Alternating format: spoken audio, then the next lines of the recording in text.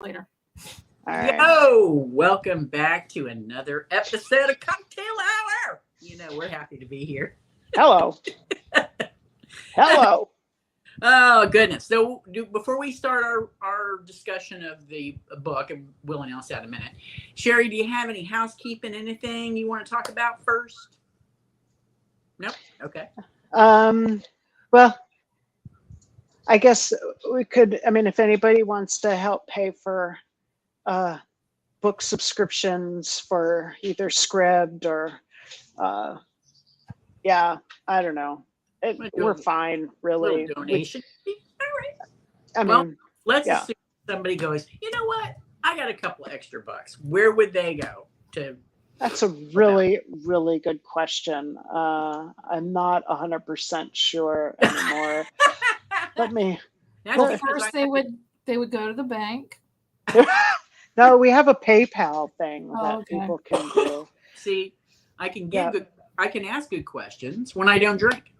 I've got. Let me see. Where is it at? Oh, so you're not drinking? I can. I got blood work I got to do on Monday.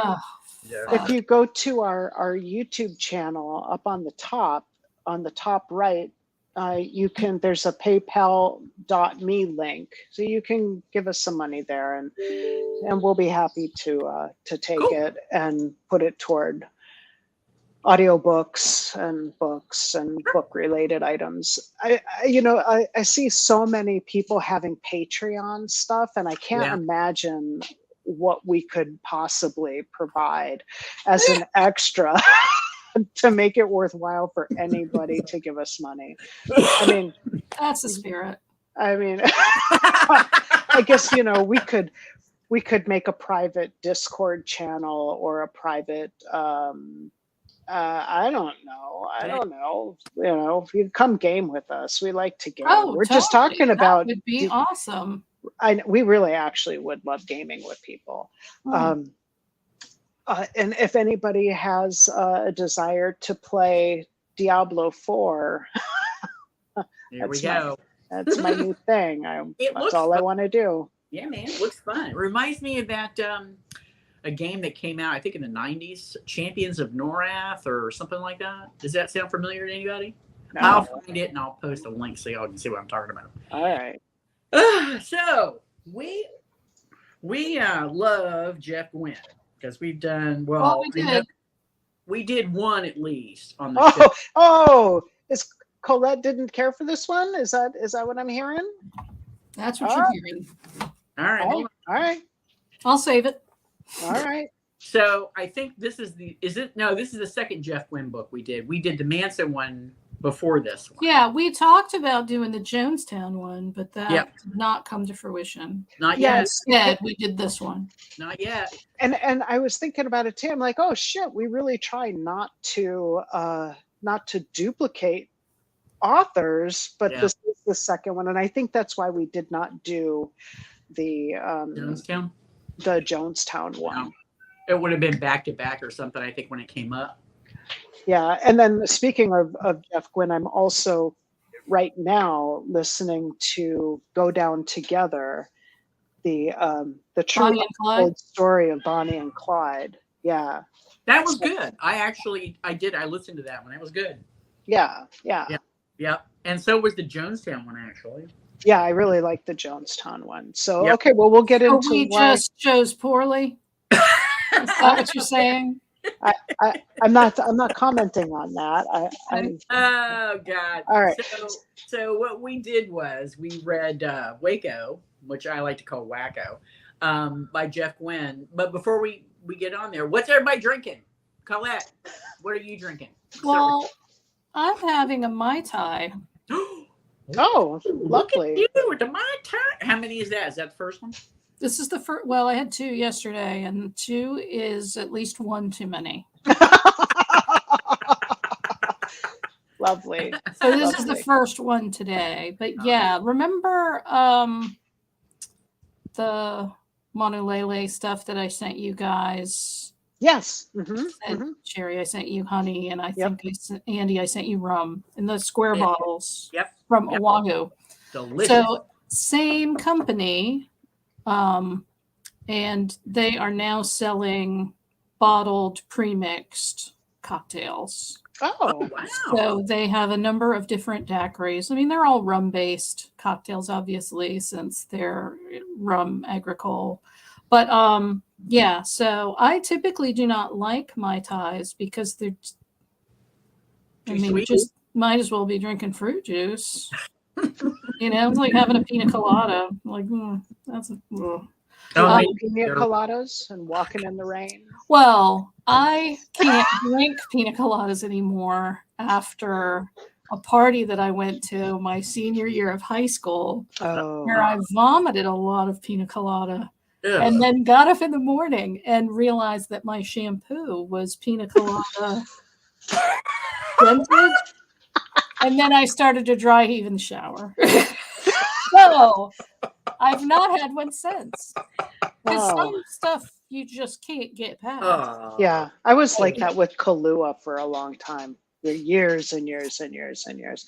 But I was actually referring to the song, and Andy caught it. But yeah, I caught it too. Oh, but you were just hung up on that awful. But yeah, no, I just have PTSD when it comes to pina coladas. Nice. But yeah, I'm not typically a fruity drink person, but I find that if I put extra dark rum in their mix, super good. There you go. There you go. Cool. Yeah. Yeah. I get earworms really easily. When somebody does a song, and then She's been sending them to me regularly. It's not. Yeah. Yeah. What are you drinking, Sherry? I had planned on getting.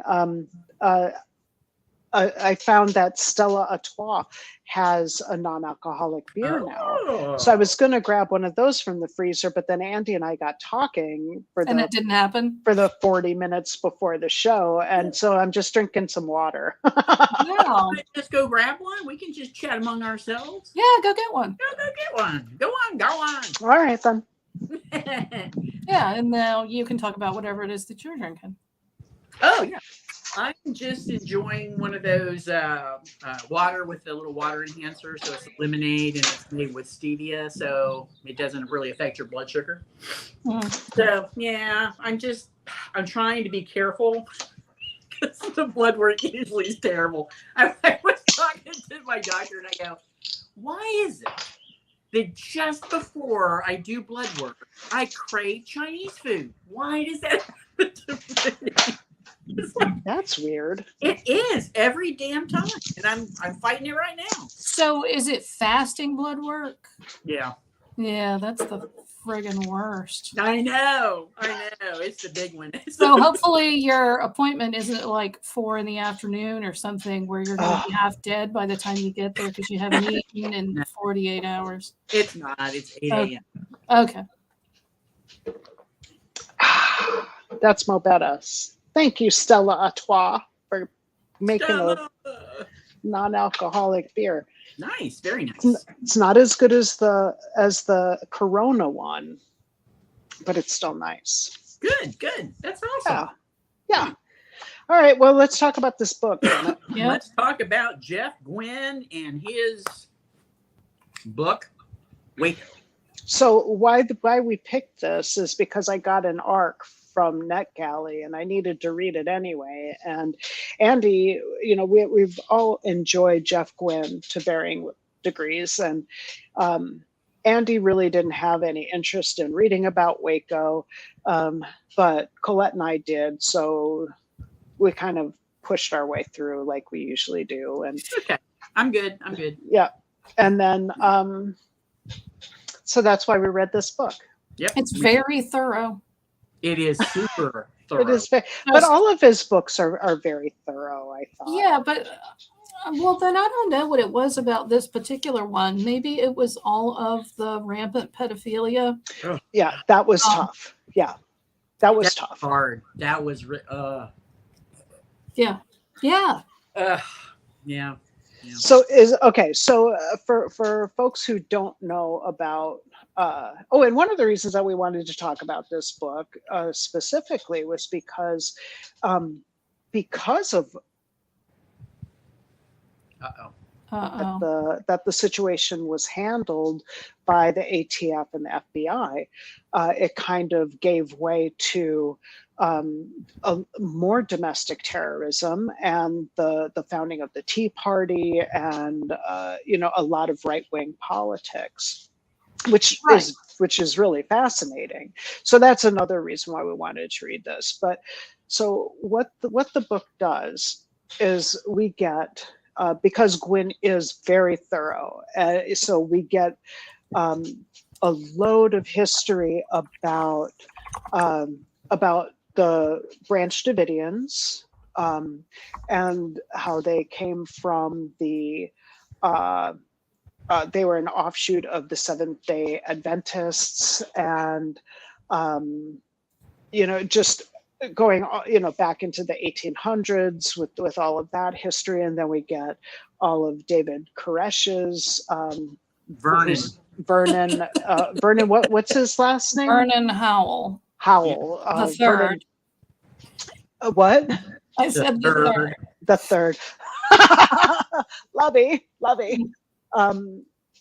So Vernon Howell, his histories about his family, and then also quite a bit of information on a lot of the other major players within the Branch Davidians. And then we also get infighting. Don't forget, we got infighting in there too. Right, there's all kinds of infighting between the leadership of the Davidians, and then we also have history about the ATF and Ruby Ridge. It's a lot. There's a lot there. There is. So that's that. So that's pretty much what the book is about. Right. Yep. For those of you who didn't experience it firsthand live when it was happening, and it was on every news channel for weeks and weeks and weeks. So that was in '93, right? Yeah. It was what, 51-day siege? Yeah. Yeah. And the media just milked it like crazy. Yeah. It was all they talked about. We were in Idaho. We're living in Idaho at the time where Ruby Ridge took place. So there was a lot happening with that. With all of the, and what was the dude's name? And from Randy. You talking about Ruby Ridge? Yeah, what was his name? I don't remember his name, but yeah, he was a character and a half. That guy. Yeah, the Aryan Nation, their headquarters are up there in Coeur d'Alene. So I mean, there's just tons and tons and tons of white supremacist, survivalist, crazy. Randy Weaver. Thank you. Go. Thank you. Yeah, I was in Boise many years ago for work, and there was a "Come Join the Klan" poster on a phone pole. I'm not surprised. And so then I started chit-chatting with the people that I was working with, and they were like, "Oh, yeah, there's a lot of that." I was like, wow. This is really pretty here. It is. It's beautiful. Yeah. We lived there for about a dozen years, and it's just one of the most beautiful places I've ever been. And the weather, I mean, you get all four seasons, but Boise's in a valley, so it's all super mild and temperate. It's really nice. Yeah. But they used to complain about traffic, which was adorable because there was one light. And so everybody on their way into work had to stop at the light. And traffic was bad this morning. And I was like, you people are adorable. Yeah. I got my degree from Boise State. That's where I went to school. So, yeah. And that was interesting. But so Ruby Ridge feeds into Waco and Mount Carmel. And then the Mount Carmel siege and the way that the feds, overstepped feels like an understatement. Yeah, it does. And then that yeah. whole debacle feeds into the Oklahoma City bombing. Yep. Mhm. Yep. And kind of where we are now. Yeah, exactly. Yeah.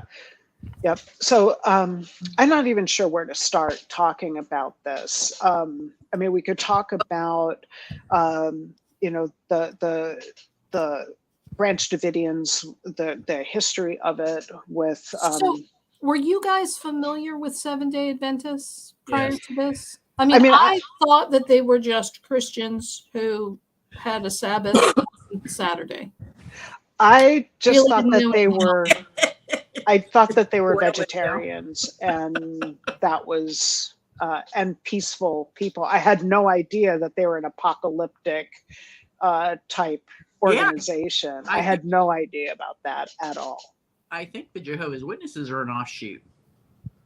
I think that would, and the whole, they're very focused. And I thought about that too, Andy, because they're very focused on that 144,000 folks, right? Yep. So for those who don't know, in the Bible it says that, I don't know, Andy, you talk about that part, because I don't feel. I think it's in Revelations, which is supposedly written by John. I think he was on an acid or a mushroom trip personally, but that book makes no damn sense. But yeah, that's where the 144,000 comes in. Yeah. So there'll be, after the world ends, the 144,000 souls will be picked from the current living and the dead, and they'll. What do they do? I don't remember. I don't know. I think they have a party. I think it's safe to say that Christian religions all have their own spin on what that means. Okay. So, like, for the Jehovah's Witnesses, they believe that there's only 144,000 people that are going to heaven. Okay. Everybody else is going to inherit like a paradise earth. So it's like Studio 54. It's really to get in. But once you're in, oh my God. So the 144, incredible. The 144,000 go to heaven. Yes. And then everybody else stays on earth, or goes to hell, or stays on earth. Witnesses they don't believe in hell. They think that when the Bible refers to Hades, that it just means death. Like, when you die, that's it. Oh, okay. You're just recycled in the earth, kind of thing. The Jews don't believe in hell either. I don't believe so. No. Yeah. But they don't believe in Christ either. So. Right. Well, so it seems, and that was another thing that that David Koresh really focused on, was a lot of the Old Testament and Judaic laws, which I thought was interesting. But and I am no Bible scholar, y'all. I got no dog in this fight. But it amazes me that, and it's got to be one of those things, Jesus supposedly came to earth, right, to be the ultimate sacrifice, basically fulfilling the Mosaic law, right? Mm-hmm. So why the hell do Christians keep referring back to the Old Testament? I don't understand it. I don't know. I don't know anything about the Bible. So but that kind of ties in with my dad's Jewish, my mom's Catholic. I got nothing. And I'm totally fine with that, really. So David Koresh believed that he was the new lamb, and he and his followers were going to be the sacrifice that would kick off Armageddon, I believe. Yeah, something right. Along lines. Yeah, something along those lines. Yeah. So I guess I don't understand these doomsday religions that are completely wrapped up in the apocalypse. And how can we make it happen? Right. Foment enough violence and killing that we can kick off it's one thing for like Manson and his cult to have that kind of weirdness. But I think I was operating in sort of a blissfully ignorant space where I didn't think that there were real organized Christian denominations that were like, yeah, let's do this. Yeah. About the apocalypse and woohoo! Yeah. I mean, I remember when the Iraq War was kicking off, there were, and that because the Tea Party was also big or coming into their thing. When the second Iraq War, because I was already out of the Marines by then, I was in during the first one.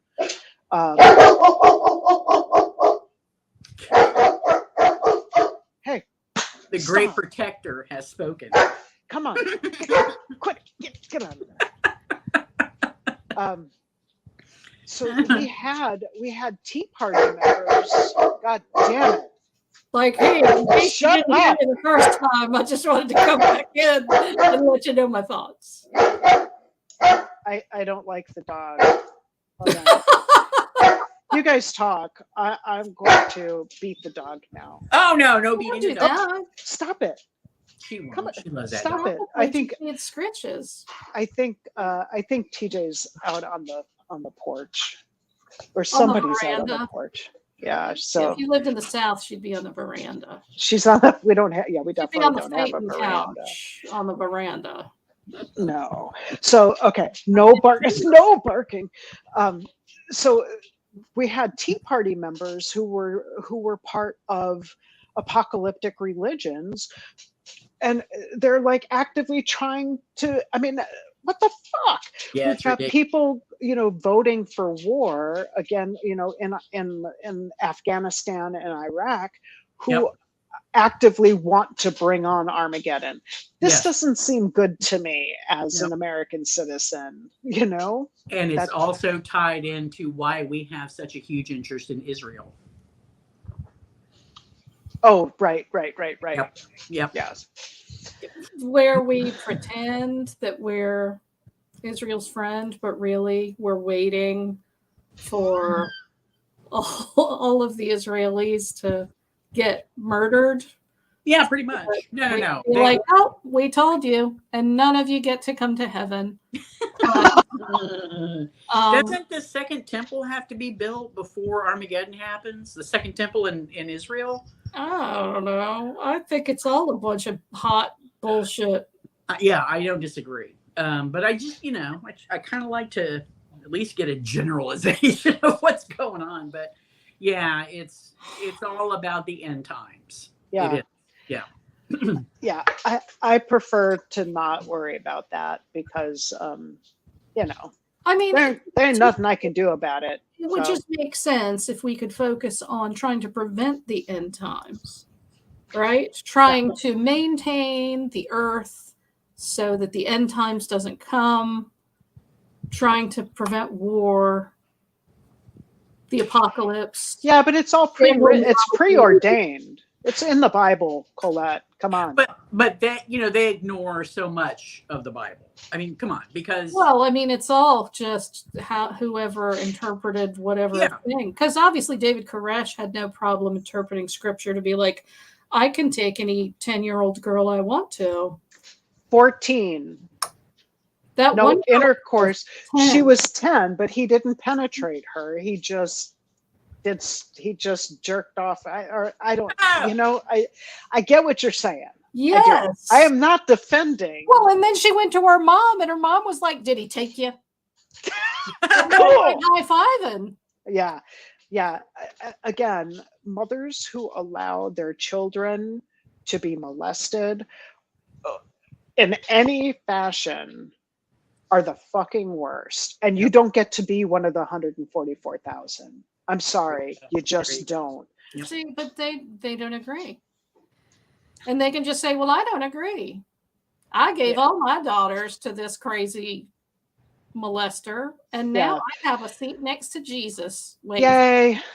And it's just, I think a lot of that was part of why this book was so awful. Like so unpleasant. But was it the book that was Was it the book itself? Was it the writing, or was Part it of the? it was the level of minutia that I deeply didn't care about. Okay. And part of it, I feel like, was probably me, because like I would turn it off, and then I would look at Twitter, and it's like 7 more clergymen were charged with child molestation and blah blah blah today.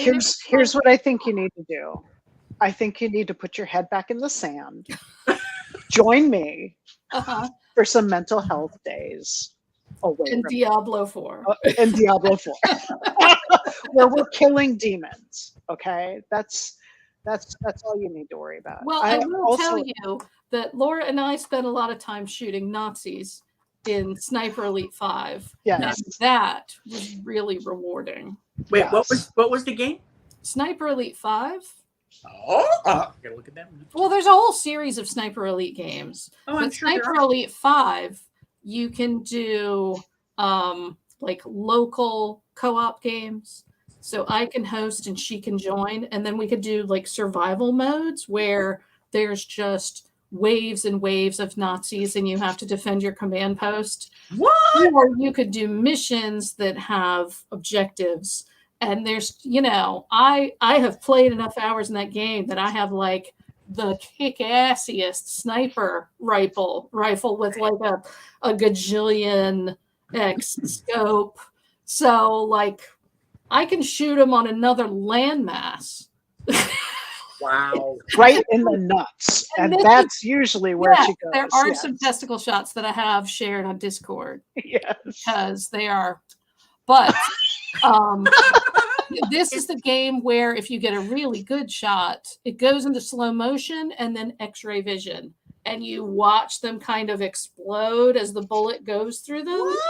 Oh, it's so satisfying in a world like today, where I turn on the news and it's like, oh, and Nazis marched through Cleveland and so killed 52 babies. And then it's like, it's time to shoot some Nazis in the Is one of those side quests where you go to Waco? No, I have to. So one of the things that that I thought was interesting is David Koresh wasn't interested in the Aryan nation shit at all, because it was anti-Semitic and he couldn't get behind that. So baby raping, child beaten, wife stealing, but he's no Nazi. He draws the line at anti-Semitism. That's right. Good for him. Not any of that.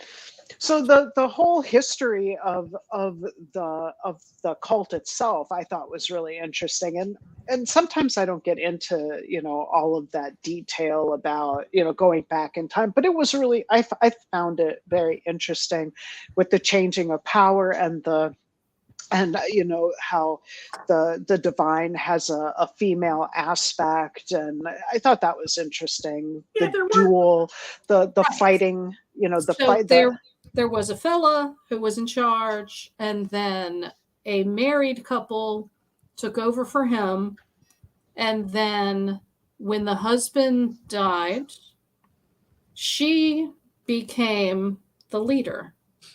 And there were people who objected to that because she had lady parts and clearly can't be a leader. But David Koresh was like, no, this is good. I feel the female energy. And then he moved into her bedroom. And also she's in her 60s. But God has talked to me and told me that you will sire my child, and that child, and I'm like, that's not how she's in her 60s. But even the lady was like, yeah, that sounds good to me. I mean, why wouldn't she? Yeah. This, strapping dude. This 22-year-old. She's like, yeah, bring it. I will do my best to conceive for you, David. I'll do my best, Big Vern. So then her son, when she gets older, who everyone knew was an asshole. Yes. And like the couple's son, nobody liked that guy. including his mom. Always operated under the assumption that once his father passed, this cult belonged to him. And then the mom was like, nope, this is mom. And then David Koresh comes in and starts banging his mom. And it's like, no, I'm pretty sure I'm going to take over. But everybody knew that guy was an asshole. I'm trying to remember his name. George? Was that George? I think it was George. Yeah. And so Andy sent me a picture of a T-shirt that David Koresh might have worn around George. It said, "My other T-shirts at your mom's house." in her sheets at the foot of her bed. Yeah. So George goes off and he's doing his own thing because he's pissed off, and he comes back and challenges Vernon, David Koresh, to a duel, like a legit fucking duel. And then they all get arrested and go to jail. Because that's so Christ-like. Just saying. So everything that Christians do is so Christ-like. I know, mostly, yeah. I mean, if there was ever a reason for me not to want to be a Christian, all I got to do is look at all these other Christians. That's a sad commentary right there. Yeah, who have no desire to help people or to act Christ-like in any capacity whatsoever. Who are supposed to be stewards of the earth. Right. And they quote, but I don't know what the hell they're thinking, is nobody knows the day or the hour the end's coming. So my big takeaway, God's timeline, and yet they all try to push the end times, which is ridiculous. Yeah. My big takeaway is stay away from all organized religion, regardless of how old. I think so. Well, organized, disorganized. Organized by some dude who's banging some other dude's mom. Yeah. Well, I mean, this doesn't feel organized to me, but I get your point. No, but I think that they were very organized. They had churches in Australia and California. They all, they had businesses. I think he actually was really, really organized in order to keep that many. They had the gun running business, and that's what really got them in trouble. So, they had CPS called out on them because do either of you remember what the wooden spoon was called?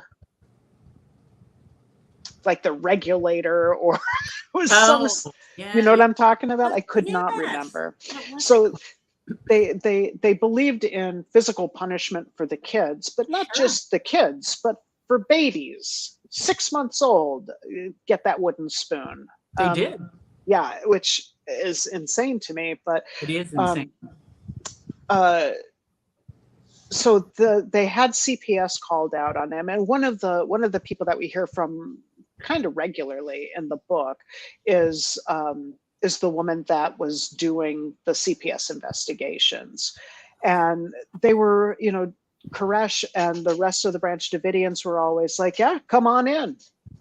You can come whenever you want to, check out all of our stuff. And they could never prove anything. None of the kids ever had bruises. So they kind of, the official line was essentially that we can't do anything about it. But this woman, there were congressional hearings after the whole thing with Mount Carmel happened, and she clearly testified and had said that there was no actual real investigation that was ever conducted that would have been satisfactory. So David Koresh, his first wife was 14. And now it said, wasn't there in Texas, if you're married, you can get married at 14. Oh, God. If you have parental permission. Right. And if you don't have that, I think it was 16, wasn't it? I think so. So, yeah. I mean, think about what you were like at 14. What the flockety flock? Ugh. Ugh. Yeah, and that was one of the things that, well, you know, they know what they're getting into. They know they're happy, they're Dude. proud, they're delivering, because he had to have like 24 kids or some such shit, and he was close. He was close to it when by the time they the thing happened. So they had various CPS investigations, but they could never pin anything on him. They could never do anything about it. And then so they had all these different businesses, because running a cult is expensive. You know, you got to have money coming in. So people worked. They had different businesses. They had, I think, like mechanic shops or landscaping shit. I don't remember exactly. Yeah, he did some stuff online, not online, but yeah, I don't think there was any online. There wasn't online, but they did a lot of shipping. I don't mean the yeah. There was something, and it wasn't equipment. Damn, I can't remember what it was. Pictures of Dave. So the earlier with the mom, they were selling tapes of sermons and shit. But when Koresh took over, he nixed that shit. He would still send, give them to certain groups. But the big thing was he didn't want any predictions that he made, any prophecies that he made that were proven, to be not true. He didn't want records of that as out had there. Happened in the past, where they were like, "Oh, the day of reckoning is at hand," and then everybody sits in their fancy clothes and nothing happens. Yeah. So they end up meeting with a federal gun dealer. And I forget exactly how it all worked out, but they came to this deal where the Branch Davidians would buy semi-automatic weapons, modify them, and get them to the federal arms dealer, who then could sell them the fully automatic weapons. They also were working with grenades. So in Texas, you can have empty grenade shells. Of course. That's fine. I'm surprised you can't have full ones in Texas. Ain't that the truth? And then, but you can't have them fully loaded. Huh? I said, hence the don't mess with, because everybody's got a fucking grenade. Everybody's got something. The FBI and ATF were both kind of investigating them, and one agent, I thought it was from the FBI, but it might have been the ATF, I don't remember, was looking through shipment records and saw that a large shipment of empty grenade shells were delivered, and remembered that there had been a huge order of black powder also delivered. So then they started doing these undercover things, and the Branch Davidians, they always knew that these people were undercover agents. But there was one dude, Robert, who just kept, they knew that he was a government spy, and David Koresh was like, it doesn't matter. Let him in. Let him hear what we have to say. We know who he is. We're not going to give him any information. I just found it just so interesting that they were not disconnected from reality in a way that was like they weren't aware of what was going on. They knew that they were being investigated. They knew when they were looking at federal trouble, but they were good at kind of keeping shit where it was supposed to be, Yep. Yeah. So the ATF, they're looking for their big win, right? They've had Ruby Ridge. That was a huge fuck up. The country is pissed at them. Reagan, I guess, they do talk quite a bit about the history of the ATF, which I didn't know anything about. And I loved that when Reagan came into office, he was going to abolish it. And the NRA is like, no. we need to have this organization that we can point at and call fascist, and have something to direct all of our scorn toward, so we can get more money from our donors. so Reagan's like, okay, cool. I'll leave it be. And then Ruby Ridge happens, and that's all kind of fucked up. So now the ATF is like, this is going to be so awesome. We're going to go in. They've gotten information from Branch Davidians that had left the cult, that all of the guns and ammunition are locked up in this one room. And during the day, everybody's outside. So if we have the element of surprise, everything is based on the element of surprise. It's so important. We have the element of surprise. We can go in and disarm them. There'll be no casualties. There'll be no chance for them to try and fire at us because all of their weapons are inside and everybody's outside. No problem. So here's the problem.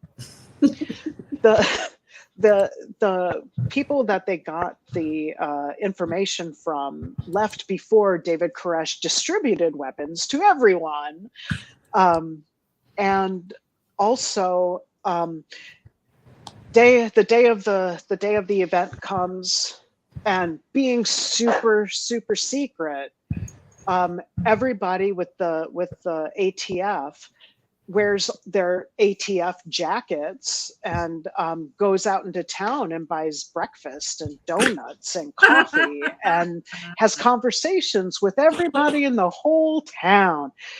Then the media shows up because they've been tipped off that something's about to happen.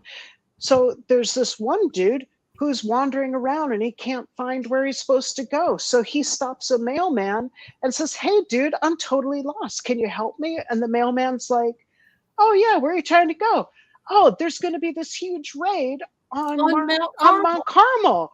So I got to get there." And the dude's like, "Oh, okay, sure. You can see it right over there."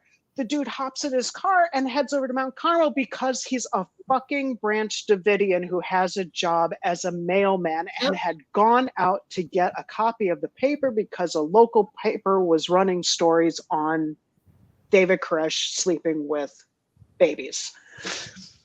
So now we know that the secret is over. They know the ATF finds out that the element of surprise is over. So instead of following protocol, which would be to discuss, regroup, make a decision, to probably wait, call off the mission. Exactly. They decide, fuck it, we're going. And we're going now. All of the veteran ATF guys are like, I really don't feel like this is a good idea. But because it's a military type organization, chain of command is everything, right? As a former Marine, I can tell you, it's just drilled into you. You do what you're supposed to do. You have to, you obey those orders and hope that the people above you are not fucking morons. In this case, they were fucking morons and got a bunch of people killed. Yep. So they go in and they have this huge firefight right away, and then they stop the fight. They cease fire. The ATF has lost, I think, four agents at the beginning. I think it was some Branch Davidians, I think, got killed. David Koresh got shot. And then they kind of pull back. And then it turns into this standoff that goes on for weeks. Like a medieval siege. Yeah, that's when the negotiators come in and they're perpetually on the phone with him, and they bring in snipers, and it just goes on for more than 50 days. Yeah, and I thought it was really interesting that, David Koresh is like, and this is a guy, he's not like Charles Manson, who was just a manipulative fuck, right? David Koresh really believed his shit. He believed his bullshit. he really believed that he was the Lamb of God, and that, you know, that he was the one who was going to see the seals open, and, you know, all of that shit. So he's negotiating. Part of his negotiation is that he wants to write down information on the 7 seals, and he's like, I just need a few weeks. And I'm just thinking to myself, are you fucking kidding me? What why continue to let him go on and on and on and on? I mean, the shit's going to explode. He had proven over and over that he wasn't going to follow through on anything that he said. Although I was surprised that he let a lot of kids go. Quite a few of the adults went out. There was mismanagement on so many levels. Have you guys seen? Did you watch the Netflix series on Waco? Mm-hmm. Yeah. I thought that to me, I like that way, way better than this book. Because it showed how, I mean, aside from just the basic mistakes that the feds made, there were also issues between the people who were in charge of the different divisions. So the negotiators were working 24/7 in good faith to try and get as many people out of the compound as they could. Mm-hmm. And the people above them who brought in the snipers and had them stationed all around, were like, this is taking too long. So so you had the tactical folks who were just kind of working independently with the negotiators. And so I thought that the book and that series I thought were really complementary, because you get so much of the history with the book that you don't get with that. The show was the show basically starts the morning of the siege, and no backstory. Right. So I mean, if that's the thing I loved the most about that, is that they had the guys that were there, and I mean, it's 30 years ago, right? And these guys are just fucking bawling, because it's still so fresh, and some of them are familiar faces, right? Like one of the dudes who was involved in that is perpetually on MSNBC. Every time there's an active shooting, they bring him in, and he talks about, you know, when it's time to fill time, when we're trying to wait to figure out the confirmation of who the shooter is, and you know, and I recognized him from that. And he's always a very sort of nonchalant, I have this many years of FBI experience and blah, blah, blah. And frequently with active shooters, it's X, Y, and Z. But I mean, he was one of the guys who just started to cry. And I was completely blown away by that. I was like, holy crap. That series is so good. I tried to, in between listening and reading, I tried to watch a few different documentaries, because I mean, it's different to see, you know, I think that you know, to listen and to read, and then to actually see, because hearing about the fire and the building falling apart, and dead ATF officers laying on the roof, and you know, to hear about that is one thing, to read that with your eyeballs is one thing, but to actually see the video of it is it's something else, right? So if it's something that you're interested in, if this situation is something that you're interested in, I think it's like 3, maybe 4, 3 or 4, I think it was 3, total. But it was absolutely worth it. It's, I mean, so like you were saying, you've got the negotiators working in good faith with this guy, really developing good rapport with him, and then like a tank rolls through and crushes all of his cars. All their cars. And the negotiator's like, what the fuck are you guys doing? And they're like, oh, it's taking too long. Let's get him out. Which I get, because fuck, how much longer do you need to drag this shit out? They've got Right. no running water. They've got no electricity. So they're running everything off of kerosene lamps and heaters, because it's April, right? So it's cold in the early mornings and overnight.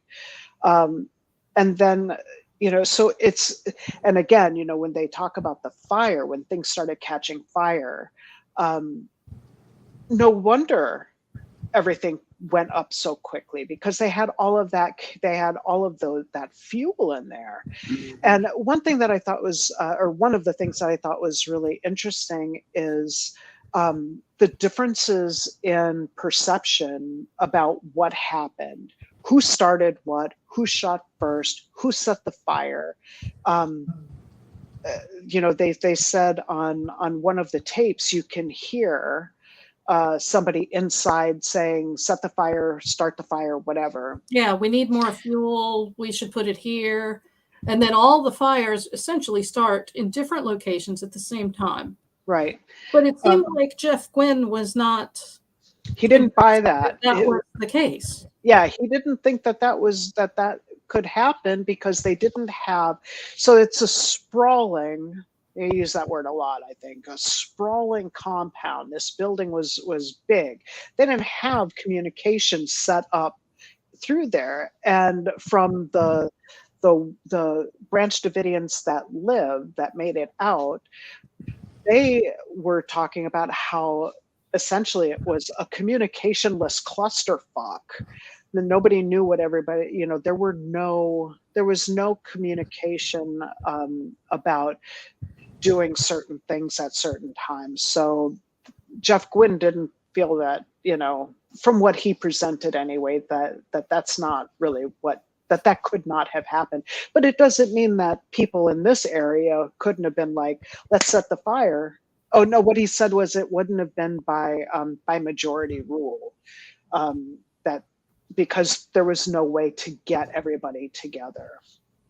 And then, like, when I don't think that they talked about this in the docuseries, but when they talked about how, so when the tanks start coming in, so they're dropping gas, and they continually are saying, this is not an assault. I'm thinking this is an assault, but they're saying, this is not an assault. This is not an assault. We're going to continue to put CS gas in until you fucking leave.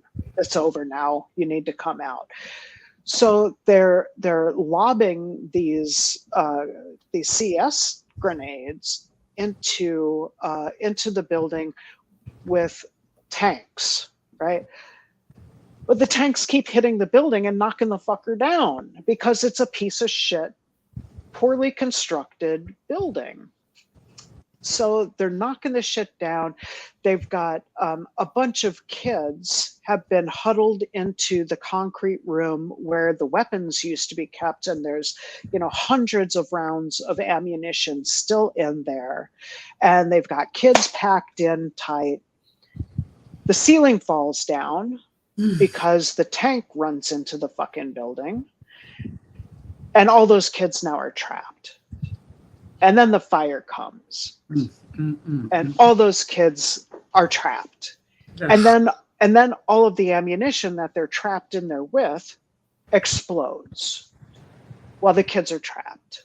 So then when this is all over and they're excavating, they were talking to the coroner dude, whoever had to go out and clear that scene out, and just the descriptions of that, I don't. Like he said, he picked up a kid and the head just fell off. They couldn't identify anybody because there was thousands of degrees in heat from all of that. I mean, it's just everybody. I think everybody has some blame to go around for this. The fucking ATF heads who decided that they should just continue on. David Koresh for being a fucking cult leader. all the parents. Yep. It's all around a really sad. It is. Yeah. Sad, but moderately fascinating. When you can take a step back, or many steps back, and look at how it all came. I mean, it was just a multitude of fuck ups and bad circumstances that combined into a huge tragedy. Oh, talking about how this incident led into the Oklahoma City bombing, and the Tea Party. And Colette, you knew this before we even started, that Timothy McVeigh was directly influenced by this. He was there selling anti-government bumper stickers and shirts and shit. Yep. So and that's the thing, right? So many other, probably the Bundys too, but right. So many anti-government movements were based off of these horrific governmental overreach clusterfucks that happened in the 90s. There is a direct line of progression. And now here we are, and we have an entire militia movement all across the nation. And it was all kind of birthed at Ruby Ridge and Waco. Yeah. And we're still not really doing anything about it. Really. It does kind of chat me when people look at this and they're like, oh, the government, they're coming to take our guns. And it's like, really? These motherfuckers had automatic weapons and spent their days molesting children, but they took their sweet ass time coming for them. Yeah. And then the people who want, I get it. It's tragic, but these parents brought their kids into this environment, and they were like, well, little sissy, that's just something you got to put out when you're 9. Like that's what Jesus would want. Really? Yeah. Are you sure? I just don't think I will ever understand if you have a religious belief. I don't care what the religion is. If it involves fucking a child, there's something wrong. Or hating an entire group of people, or declaring war on an entire group of people, or waiting for the death of an entire group of people, even if it's not necessarily at your hands. You're in a cult. Yeah, there's not a religion. There. It's a cult. Yeah, but I think there's. Oh, I think it's the. I can't remember what the name of the podcast is, but their fans go by Murderinos, and I think one of their big taglines is, "You might be in a cult." Oh God! Their biggest one is "Stay sexy and don't get murdered." So if you ever see SSDM, that's what that stands for. Stay sexy, don't get murdered. That's good. Or something like that. Yeah, I saw that on a work. Somebody posted something at work, and it said SSDGM, stay sexy, don't get murdered. Yeah, but anyway, yes, you might be in a cult. That could be, that could be a good shirt. All right, well, we're about out of time. Wow. Yeah, I don't. We don't. I was concerned that I was not really going to be able to talk about this book without just going off against religion in general, and then having to just go dark. Oh no! I mean, there's so much. There's so many different aspects to the book and to the story itself that awful religion is just one part of it. So that's true. That is yeah. true. Yeah, but I mean, it really is starting to seem like anybody who is interested in becoming a leader with a church really just wants to fuck kids. Oh my God. Or well, so I yesterday I watched the Hillsong Exposed documentary on HBO, and it's more culty people, which I hadn't really known anything about it, but I was bored and looking for something to watch while you're not playing Diablo 4. While I was not playing Diablo 4. It was before I realized that Diablo 4 was available. So once I found that out. What do we do with these misguided people that the only place that they feel welcome is in these super fucked up cults? I don't know. What do we do for them? We create one cult where they all go, and then they just duel with each other until there's only one left. There's their own. It's the Highlander cult. There can be only one. Yeah. I don't know. Abolish know. religion. I don't know.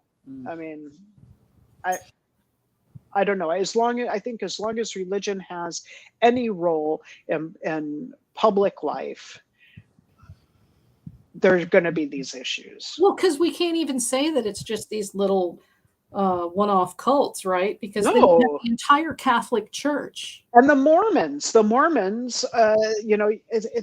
You look at these huge things. Mormonism is huge. Scientology is huge, and they're nothing but cults. Well, you saw that Danny Masterson got convicted of rape. Oh, good. I did not see that. I mean, it only took a fucking decade, right? Right. And I think that the Church of Scientology was paying for his defense. Oh, I have no doubt. They are fucking evil. Evil. I mean, Jehovah's Witnesses too. I mean, that's huge. They have 8 million members. Yeah. I mean, these aren't little, these aren't just, little Branch Davidian things. 40, 50, a cluster of 40, 50 people. You're talking right. millions. Yeah. Right. So I don't know. And the way that we appear to be moving, we had gotten away from having all of that shit entrenched in our government, but we're moving right back into that now. And that is the most terrifying thing of all. We're taking a lot of steps backward. And it's the price that we're paying, I think, for being being bold enough to elect a black man. All the white lash from that. It really is where we are now. Because one of the first things that the Obama administration had released was that report on the threat of domestic terrorism that the Republicans jumped up and down and said, this is offensive. Well, if it offends you, baby, there may be a reason. There might be a problem there. You might be in a cult. Yeah. Yeah. So, and it's not like Obama was, super liberal. No. He was a moderate Democrat, Right, but the GOP spent so much time vilifying him as some sort of crazy liberal communist that Muslim also. Don't forget that. This was a conversation that I had with one of my brothers. I had said something about moderates, and I was like, if you guys could come up with a candidate, a Republican candidate like Eisenhower, I'd vote for him. Because he was all about let's tax people and have big projects like the interstate highway system. Right. That's me. And none of those people would be considered Republicans now. No. And he said something like, well, what was the last moderate Democrat who was a president? And I said, Obama. And he laughed out loud at me. And I was like, please tell me the radical liberal thing that he managed to get done. And don't say the Affordable Care Act, because that was Mitt Romney's plan. Come on. Yeah, but they hate Mitt Romney, so Oh well. I mean, he's a member of a cult also. So well, that's he's in the Magic Underpants cult. It's a completely separate cult from the cult that we've been talking about. Yes, completely separate. They'll just baptize you after you're dead. They are not going to kill you. Is that how it works? Yes. Oh, they do have, yeah. They baptize people after they die. They do, yeah. Oh, well, so then anybody can be that's great. You can do whatever you want throughout your life and still get baptized after you died. Now, the only thing that I really know about the Mormon church is that it seems to matter how much money you have. Surprise! Yeah, you gotta give a shit ton of money, and if you're white, that's best. They didn't used to even let people of color in the church. The lighter your skin, the more holy you are. Sure. But I think it was in the 60s or 70s they started letting Black people in.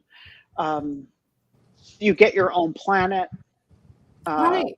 If the you really rich ones do.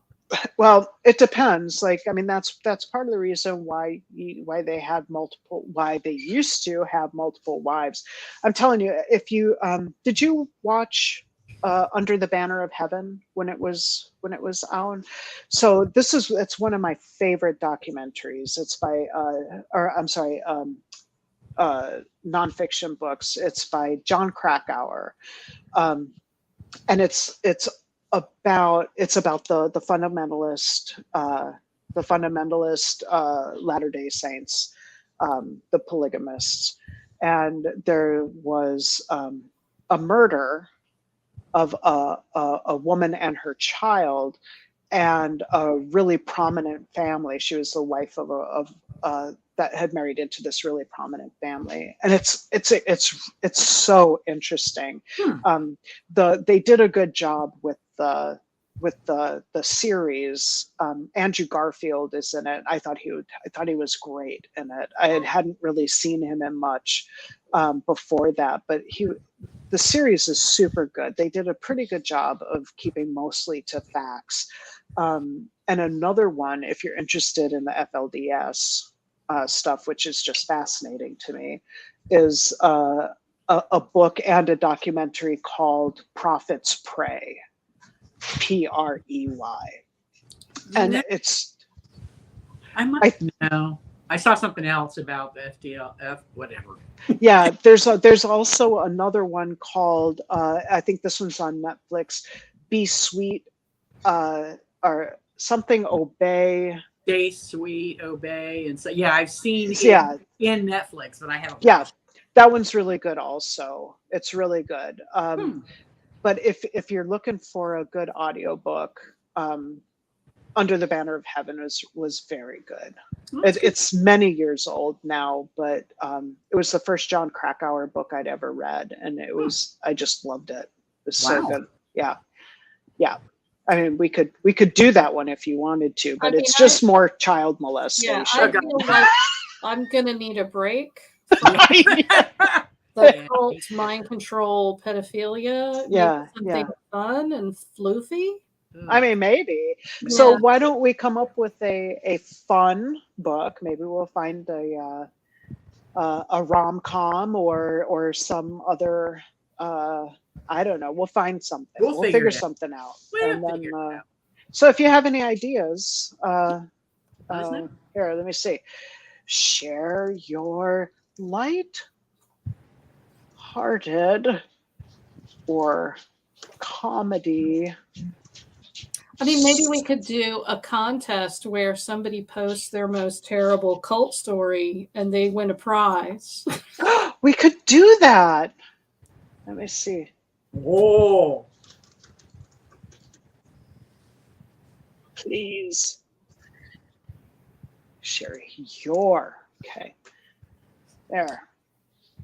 Oh, we could totally we still have the cocktail hour store, so we can do that. Nice. Yeah. All right.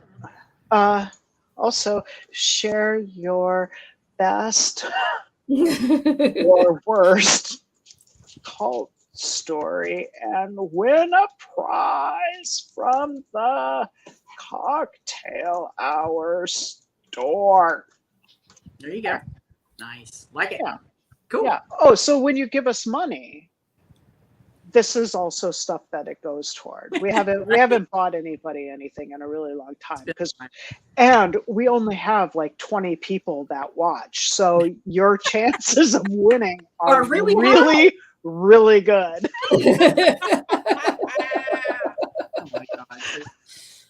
All right. Well, we've run over. So yeah, we have. We do that from time to time.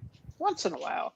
Well, it was a heavy subject matter, heavy book. So we had a lot to discuss. Yeah, I found myself just having to put it down and come back. I did frequently. Yeah, I did frequently. Yeah, agreed. And that's part of the reason why I haven't read all the other things that Andy's been telling me to read, is because I've been reading really light rom-coms because you gotta do it. You gotta do it. And now I'm gonna go murder some demons. Yay, so, murder demons. And there's also Nazis.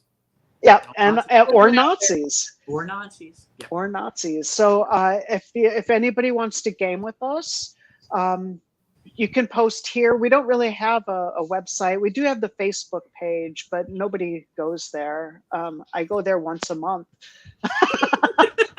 to share this.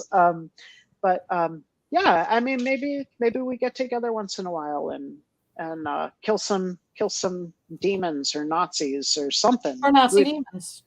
Yeah, I mean, we can find something to play with other people. So sure. Absolutely. Yeah. And Carol, if you're watching, I know that you have issues with playing games, but maybe killing demons would be okay. I don't know. Maybe it wouldn't, hit that competitive thing. I don't know. All right. We'll see you all next month. How's that? All right. Perfect. Bye. Bye.